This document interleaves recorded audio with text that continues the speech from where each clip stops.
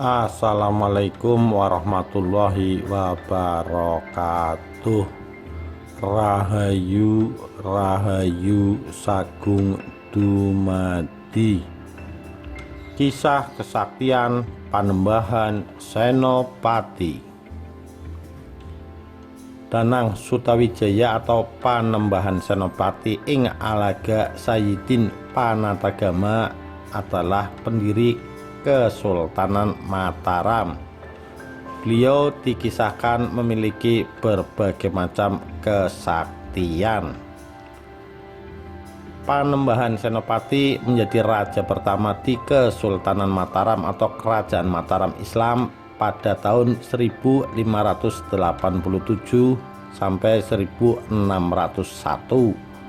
Beliau adalah putra sulung pasangan Ki Ageng Pemanahan dan Nyai Sabinah. Dikutip dari Wikipedia, menurut naskah-naskah babat, ayah Senopati adalah keturunan Brawijaya, raja terakhir Majapahit. Ibunya adalah keturunan Sunan Giri, anggota Wali Songo. Beliau berhasil meletakkan dasar-dasar kerajaan Mataram. Sama seperti kebanyakan raja lainnya, Panembahan Senopati pun dikisahkan sakti mandraguna. Dalam buku babat Tanah Jawi, mulai dari Nabi Adam sampai tahun 1647 yang disusun W.L. Olthoff di Belanda tahun 1941 dan dialih bahasakan oleh H.R. Sumarsono, penerbit narasi, dikisahkan ada seorang menteri bernama Ki Bocar yang ingin menjajal kesaktian Panembahan Senopati. Beliau tidak mau dikuasai Senopati, seperti teman-temannya yang mendukung Panembahan Senopati yang ingin menguasai kerajaan Pajang. Nah, ternyata Senopati sudah tahu bahwa Ki Bocor yang memiliki keris si kebo dengan mau menandinginya. Singkat cerita, Senopati kembali ke rumahnya. Dia menyiapkan strategi.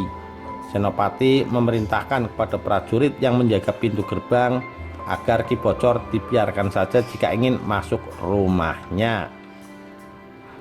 Hari berganti malam, Ki Bocor berniat menculik Senopati. Kerisnya dicoba, mata kerisnya diberi kapuk, lalu lenyap. Ki Bocor masuk sendirian.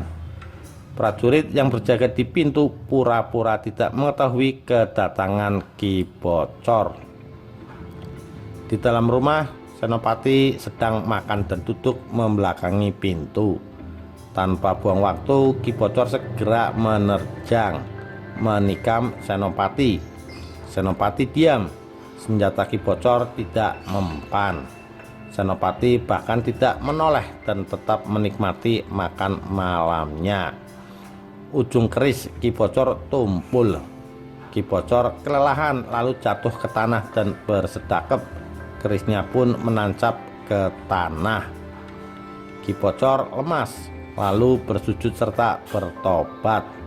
Melihat hal itu, Senopati menoleh seraya berkata, "Kakang Bocor, saya ampuni kesalahanmu dan percayalah padaku." Setelah berjanji setia, Ki Bocor pun pulang. Kisah lain tentang kesaktian Panembahan Senopati adalah saat selesai bertemu Nyi Roro Kidul. Senopati bermaksud kembali ke Mataram. Dia lalu pamit. Senopati berjalan di air seperti di daratan. Setelah sampai di Parangtritis, Senopati terkejut melihat Sunan Kalijaga duduk tafakur di bawah Parangtritis. Senopati pun segera mohon ampun karena memamerkan kesaktian berjalan di air.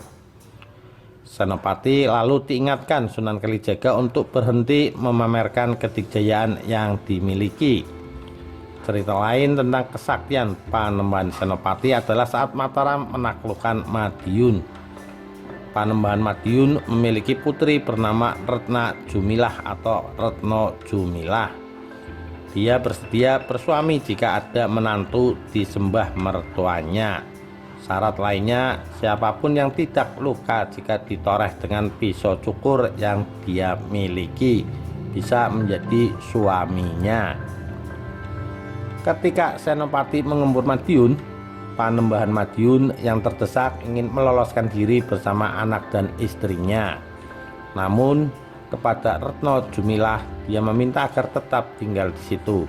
Sebab lumrah jika pihak yang kalah perang akan dijarah semua barang termasuk putrinya.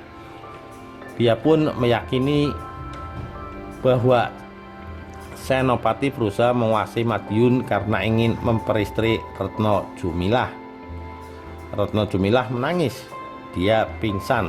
Melihat itu, Panembahan Madiun meminta kepada abdi perempuan untuk memberikan keris wasiat si Gumarang kepada putrinya jika sang putri siuman. Setelah siuman, sang putri diberi keris tersebut. Dia memakai keris, menghunus pistol, menyiapkan serampang atau tombak yang ujungnya bercabang 3 untuk senjata atau untuk menangkap ikan. Dia melempar serampang ke dada Senopati. Ajibnya tidak mempan. Lalu sang putri mencabut keris untuk membuktikan kesaktian Senopati. Tapi Senopati mengeluarkan jurus meminta belas kasih dari sang putri. Keris pun terjatuh. Sang putri punya satu permintaan lagi.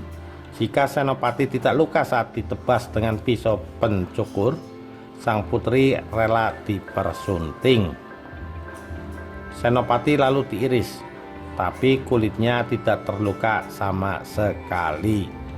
Bahkan pisau itu menjadi tumpul. Akhirnya Retno pun diperistri Senopati.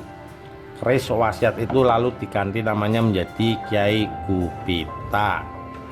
Demikian kisah kesaktian Panembahan Senopati. Terima kasih. Wassalamualaikum warahmatullahi wabarakatuh. Rahayu, Rahayu Sagung Dumadi.